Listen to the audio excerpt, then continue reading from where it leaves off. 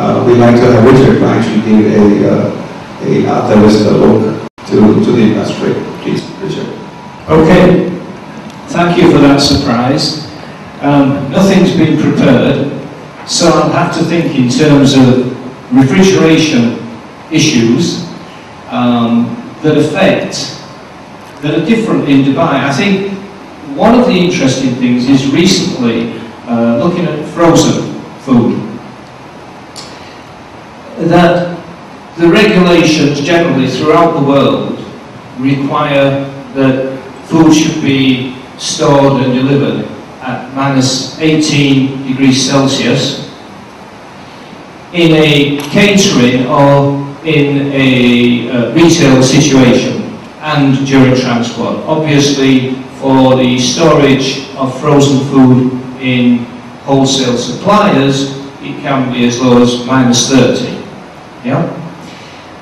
But it's interesting that and maybe Bashir can comment on the practical way that this is being accepted as a temperature in Dubai, whereby if the food is frozen solid, then that will be acceptable.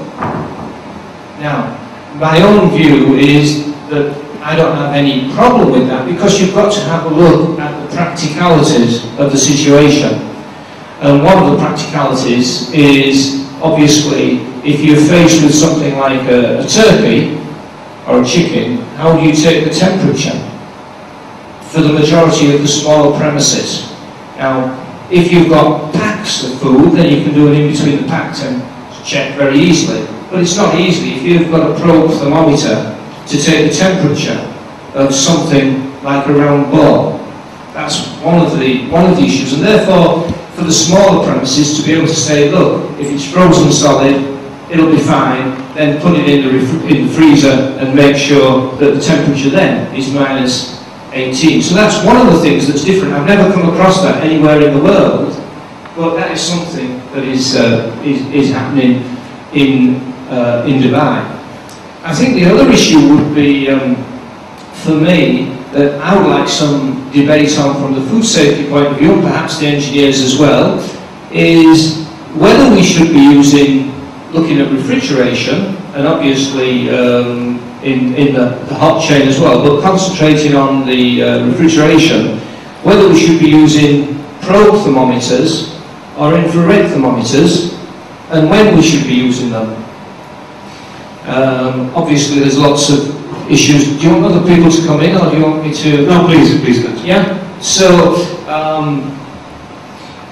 you know, I've always been concerned about the potential abuse of taking temperatures because of the risks of cross-contamination and so on, and because of the fact that people often aren't trained as to how and where to take the temperatures. And that's another issue for the engineers. When you're checking the temperatures of refrigerators, where are they taken? So that's another issue we could perhaps discuss, as what people feel in terms of the monitoring. Monitoring records, that's another issue. Again, I'm sure these are all side issues to the engineers, but certainly to the hygiene people. The records. And quite often, people will say you should be taking the temperatures 3 times a day. Morning, sometime in the midday, and on last thing at night. Now, my view on that is you may wish to record the temperature 3 times a day, but I like to see the temperatures being checked every time the unit, from the display on the unit, every time it's used, and then appropriate action being taken. And that's something else we can discuss. So it doesn't have to be recorded, but if there's a problem, then obviously you can investigate it immediately. So it's the way you deal with that, the way you deal with records. The problems, and we could spend a long time talking about the problems of records, and shall we say, the creative way that people can actually produce records. You know, sometimes a month in advance, you know, which is quite interesting, something to do. So record keeping is something else, and I'm sure that we've all got views on record keeping. The training of staff is obviously something I'm very interested in, and I suspect when you're talking about training, you will be talking about training people to get the best out of the equipment as an engineer, how it should be serviced, how it should be used and so on. I'm interested in the training as to how it's used to avoid cross-contamination, how it's used so it's not overloaded so the temperatures rise. It's not just, you might have the best equipment in the world, but if it's loaded incorrectly, then you could have a problem and you're going to get high temperatures. So that's another issue that people might like to comment on, the training of staff to actually load it. And not only the staff within the organisation, some smaller premises, my understanding is that the suppliers load the refrigerators. So they bring along the food, and obviously they're interested in maximising the amount of food that they sell to, say, a supermarket. These are the smaller supermarkets. So they load they load up the refrigeration units and overload them, and quite often we've seen pictures where the food has been stored at the very edge, if you like, of the refrigeration, certainly outside the load line. So that is another issue where you as engineers may, as I said, have really good equipment that is efficient and working well, but if you don't train the people how to use and stack the refrigerator or the chiller, then you're going to get a problem. So those are just several issues that I see from a refrigeration point of view. Thanks, Richard. I think Richard has touched upon so many issues, right from the training aspect to the regulation to temperature measurements, and there has to be a practical solution, as Richard mentioned, to all this. I would like Mr. Bashir to actually give his input as to temperature measurements. What is Dubai municipality standards of temperature measurements? And what Richard mentioned was, we are actually looking at only at the end product being stored, and suppose a frozen product is supposed to be kept at -18, and that's when actually the supermarket people would actually measure the temperature in whichever way they feel is the right way, whether it's by a probe thermometer, as Richard mentioned, it could be infrared. But what about the food chain? I mean, right from manufacturing, like what Epicure does. I mean, our temperature is measured and kept through the transportation when they're actually moved in refrigerated trucks.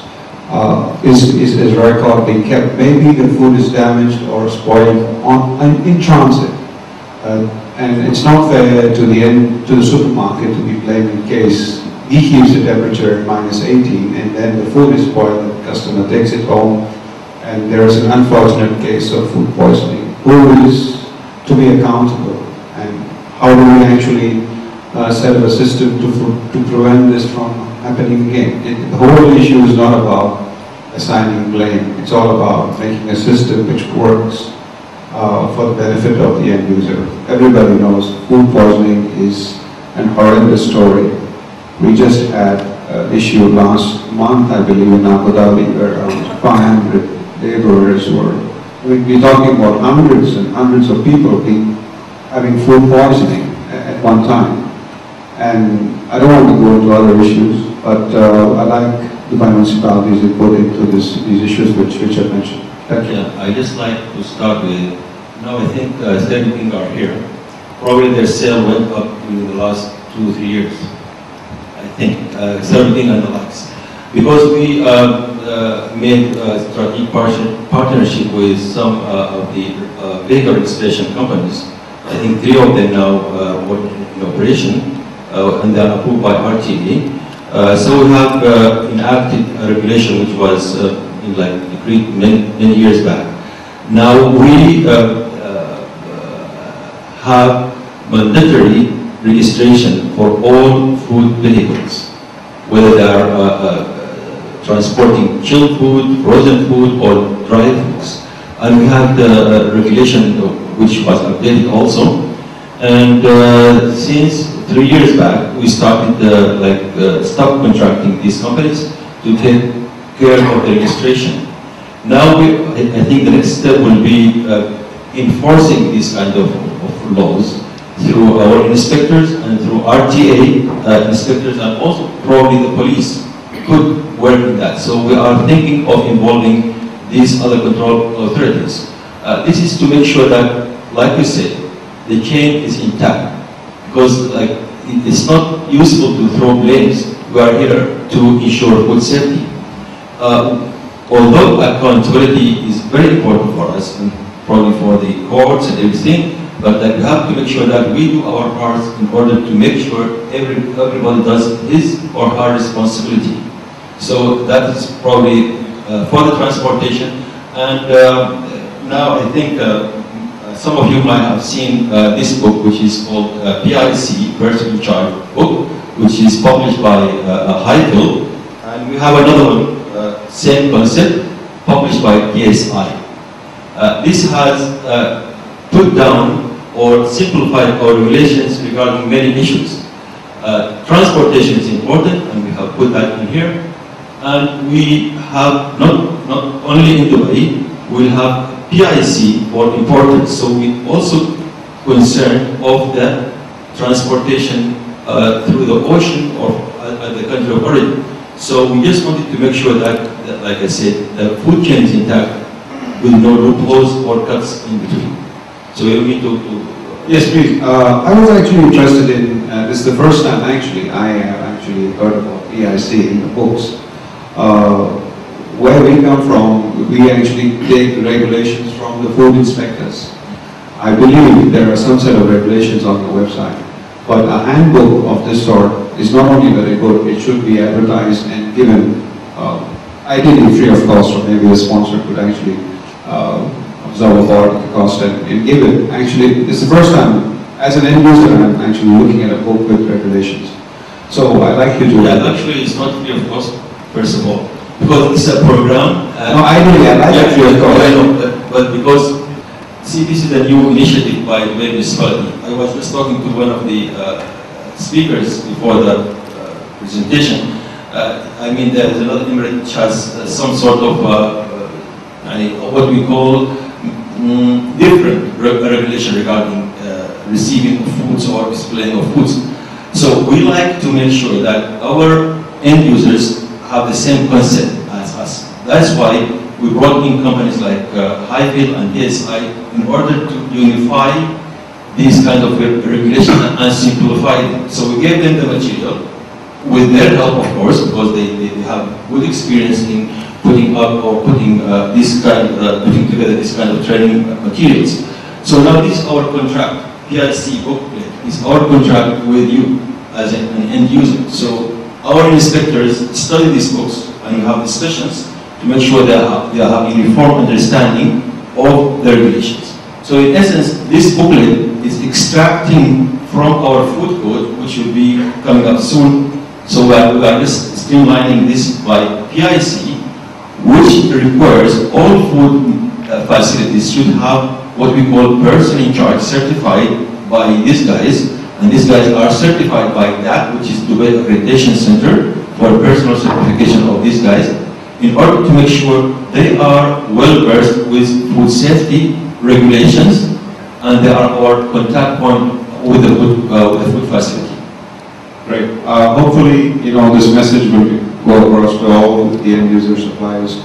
I'd like to have Lorraine's input from a flight kitchen perspective. Flight kitchen is something I've never seen. We only heard. We have food coming up from when we travel in an aircraft. I travel cattle car, which is economy. So basically, I take all the gaming.